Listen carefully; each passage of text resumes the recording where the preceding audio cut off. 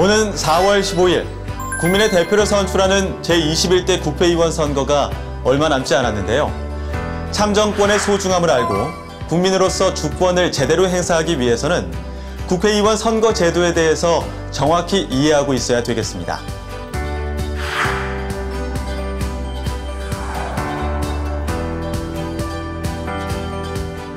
국회의원 선거에서는 지역구의 한 표, 비례대표의 한 표를 행사하는 1인 2표제를 채택해 전체 300석을 선출하는데 지역구 국회의원 253석을 득표수가 가장 많은 후보자가 당선되는 소선거구 단순 다수제로 선출하고 비례대표 국회의원 47석을 정당 명부식 비례대표제에 따라 선출합니다.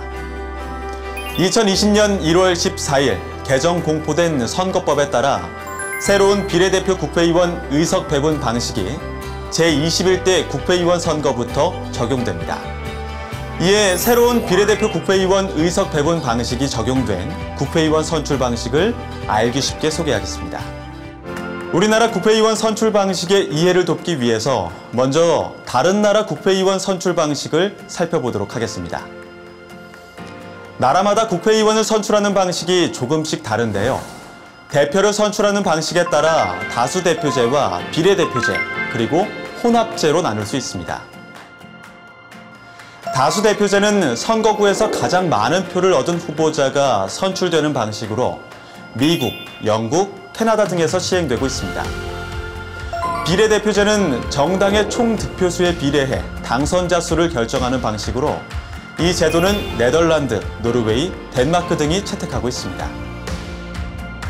혼합제는 단순 다수대표제와 비례대표제를 적정한 비율로 나누어 선출하는 방식인데요. 독일, 일본, 뉴질랜드 등에서 채택하고 있고 우리나라도 법률에 따라 지역구 국회의원과 비례대표 국회의원을 혼합제로 선출합니다. 혼합제는 비례대표 의석 배분 방식에 따라 병립형과 연동형으로 나뉘는데요. 병립형은 지역구 의석과 비례대표 의석을 독립적으로 선출하는 방식입니다. 연동형은 지역구 의석과 비례대표 의석을 연동해 선출하는 방식입니다. 병립형 방식을 채택한 나라는 멕시코, 일본, 헝가리입니다. 연동형을 채택한 나라는 독일, 뉴질랜드입니다. 독일 연동형 비례대표제는 지역구 후보에게 한 표, 정당에게 한 표를 던지는 투표 방식이지만 지역구에서의 당선 숫자와 무관하게 전체 의석을 정당 득표율에 따라 배분하는 방식입니다. 그리고 정당 득표율로 각 정당들의 의석수를 나눈 뒤 배분된 의석수보다 지역구 당선자가 부족할 경우 이를 비례대표 의석으로 채우게 됩니다.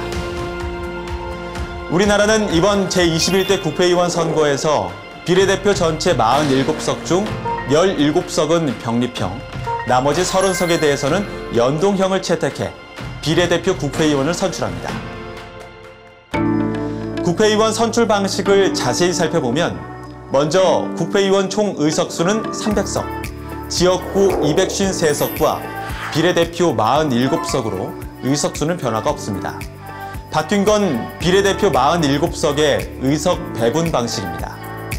공직선거법 개정 취지에 의하면 국회의 의석 배분에 있어서 국민의 의사의 왜곡을 최소화하고 다양한 정책에 기반한 정당의 의회 진출을 촉진하려는 것이라고 그 이유를 밝히고 있습니다. 자, 그럼 구체적인 사례를 들어보겠습니다. 먼저 비례대표 국회의원 47석 중 30석의 50% 연동형으로 배분 방식부터 설명해 보겠습니다. 국회의원 정수인 300석에서 의석 할당 정당이 추천하지 않은 지역구 국회의원 당선인 수를 뺀 수에 해당 정당의 비례대표 국회의원 선거 득표율을 곱하고 여기에서 해당 정당의 지역구 국회의원 당선인 수를 뺀 후에 2로 나눈 값이 바로 각 정당별 연동 배분 의석수가 됩니다. 이해를 돕기 위해 가상의 숫자를 대입해 계산해 보겠습니다. 지역구 당선인 수와 정당별 득표율이 다음과 같다고 가정해 보겠습니다. A 정당은 비례대표 30석 중 몇 석을 얻게 될까요? 국회의원 정수 300석에서 의석 할당 정당이 추천하지 않은 지역구 국회의원 당선인 수에 해당되는 무소속 3석을 빼면 297석이 나옵니다. 여기에 정당 득표율 40%를 곱하고 지역구 당선인 수 110을 뺀 후 2로 나누면 4.4가 나옵니다. 그러니까 A당은 비례대표로 4석을 얻게 됩니다.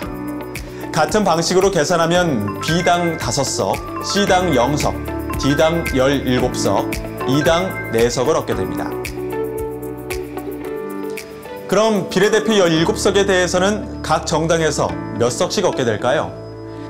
17석에 대해서는 종전과 같이 지역구 투표 결과를 반영하지 않고 정당별 득표율에 비례해 나누어지는데요.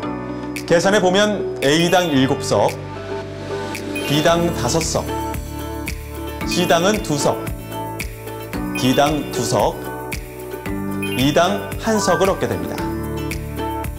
좀 더 여러분의 이해를 돕기 위해 의석 배분 방식이 바뀌기 전과 후를 비교해서 비례대표 국회의원 의석수가 얼마나 어떻게 차이가 나는지 보겠습니다.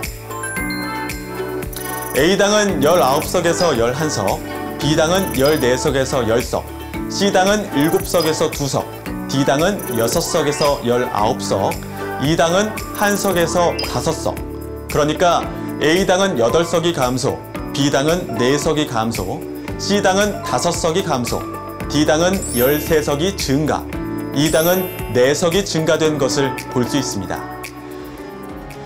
제21대 국회의원 선거에서 유권자들은 지역구와 비례대표에 각 한 표씩 2표의 권리를 행사하게 됩니다. 내가 던지는 한 표 한 표가 지역구와 비례대표 국회의원의 의석결정에 영향을 미친다는 것을 잊지 말고 꼭 기억하셔야겠습니다. 2020년 4월 15일 제21대 국회의원 선거, 당신의 투표가 역사를 만듭니다.